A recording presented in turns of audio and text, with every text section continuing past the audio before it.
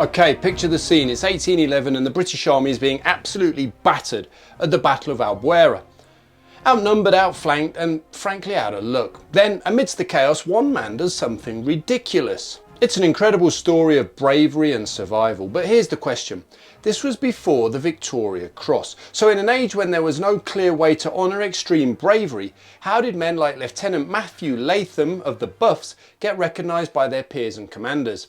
Let's find out. Now put the kettle on or pour yourself a beer, because today I'm also joined by the brilliant Daniel from the Clasps of Courage YouTube channel, a great channel well worth checking out. If you know him and his channel, you'll know that he's a man after my own heart. And today we're going to learn some incredible facts about Latham and his rather unique medal. Okay, let's rewind and briefly look at Albuera and the moves that led to Latham's incredible valour. It's May 1811 and the British and their allies are doing their best to kick the French out of Spain. The big problem? Badajoz, a massive fortress held by Napoleon's mob. And if the Brits want to win the Peninsular War, they need to take it. So Marshal Beresford, who let's be honest was not Wellington, has got the place under siege when suddenly, bad news, Marshal Soult is marching to break it. If Soult wins, the whole siege collapses and the British are back to square one. Beresford moves his force and sets up near the village of Albuera, expecting the usual French tactic, charge straight at the middle and hope for the best. But Soult is no amateur. Instead, he throws in a fake attack on the village and then swings most of his army around to smash the Allies in the right flank. The problem is that the flank is mostly Spanish troops, and while they're brave, they've got a habit of collapsing under pressure. But somehow Zayas's Spanish division hold firm. The French try to steamroller them, but they stand their ground and in an absolute musketry bloodbath, they hold their own. Then inevitably things do start going wrong. The Spanish can't hold forever. So Beresford sends in British reinforcements under Major General William Stewart. Things will soon go from bit dodgy to outright disastrous. A sudden storm makes many of the muskets unable to fire. Then Colborne's brigade are caught by fast approaching Polish lancers of the French army. The brigade are all in line formation. Now line's brilliant for firing lots of muskets. It's terrible if you're about to get charged by cavalry. And guess what happens? The French and Polish lancers absolutely gut Colborne's men. It's one of the worst disasters of the peninsula. Swords flashing, lances spearing, redcoats going down left, right and centre. You get the picture. And right in the middle of it all is Lieutenant Matthew Latham of the 3rd Foot, aka the Buffs. Now, when a regiment gets shredded like this, the one thing you do not want to happen is for the colours, which for those who don't know is essentially the regiment's flag, to fall into enemy hands. That's game over for your unit's honour, not good. Latham knows this, so despite having his face literally spliced open, his arm basically falling off, he does something completely insane. He rips the king's colour from its staff, stuffs it inside his tunic and refuses to let go. The lancers go through him like a pincushion, stabbing, slashing, leaving him for dead, but he survives. And because of that, these colours do not fall into French hands. After Colborne's brigade got turned into mincemeat, the British somehow clawed back control. Lowry Cole's 4th Division waded in, and after one of the most brutal point-blank firefights of the entire war, Soult realised he wasn't getting anywhere and pulled back. The Allies had won, but at a cost that made people question if it was even worth it. Over 6,000 British casualties, some units losing 80% of their men. It was a meat grinder. Now, Matthew Latham's story doesn't end here. He was a man who couldn't be stopped. I want to throw now to Daniel from Clasps of Courage YouTube channel to tell you about his award for the day's fighting. But stick with me because later we'll discuss what Latham got up to after the battle, and it's quite incredible. Official gallantry medals for officers were not recognised by the British Army until 1856, with the introduction of the Victoria Cross.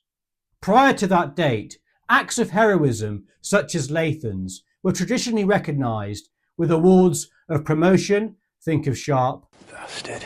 orders of chivalry or knighthood for officers, as well as monetary awards such as pensions or annuities. Also, informally, regimental officers might club together to buy a gift or token of appreciation for that individual and their bravery. This could be an informal medal, badge, or even a statuette. Therefore, issued haphazardly and with no formal due diligence or legal process in the issuance of medals, awards could very much depend on patronage, sheer luck, or social connections. Perhaps having a cousin at Horse Guards and friends at court might help. That's my style, sir. Initially, there was little wider recognition or credit for Latham's heroism.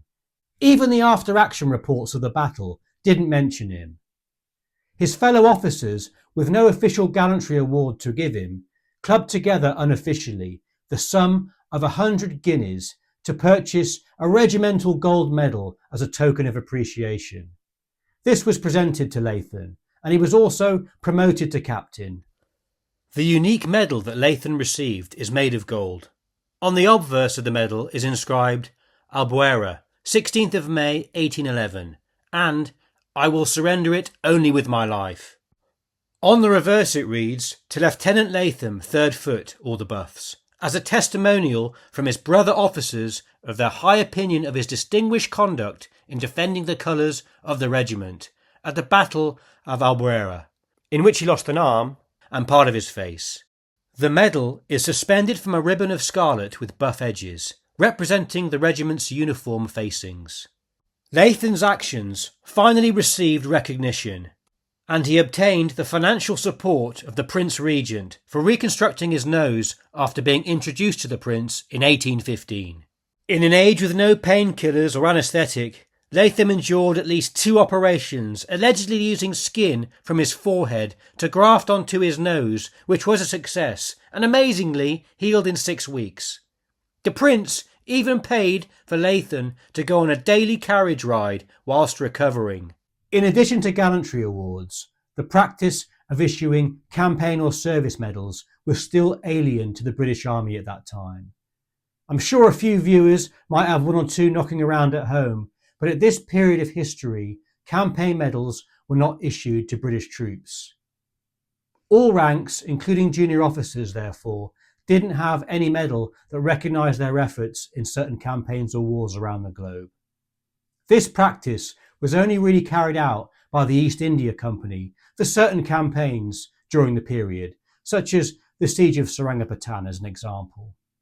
The Royal Navy also informally struck medals through generally prize agents or prominent individuals, such as Matthew Bolton's Trafalgar Medal.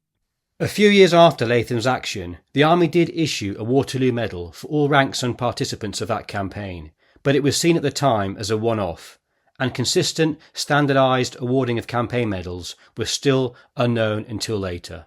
The concept of officially awarding campaign medals for all ranks only started in the 1840s, with the Military General Service Medal. This was awarded retrospectively by Queen Victoria to all surviving veterans of the Napoleonic Wars.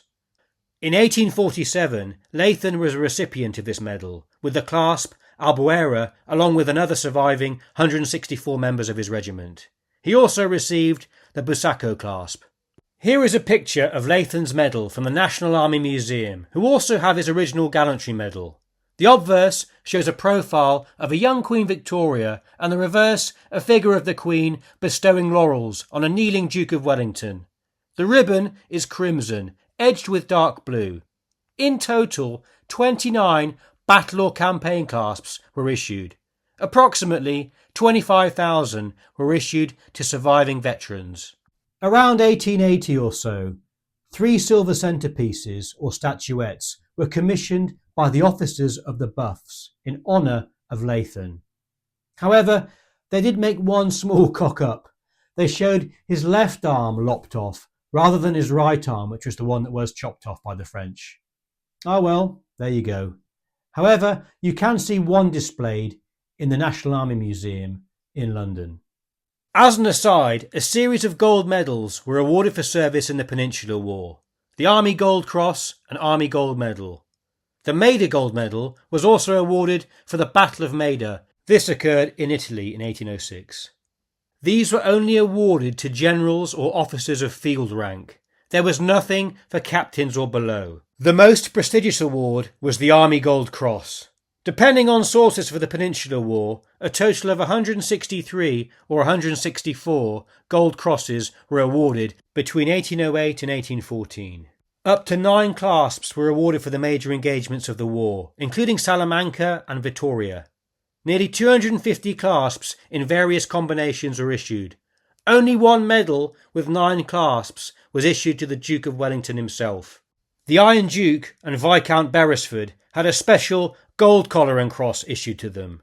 After 1814, the more junior Army Gold Medal was replaced with the award of the Companion of the Order of the Bath.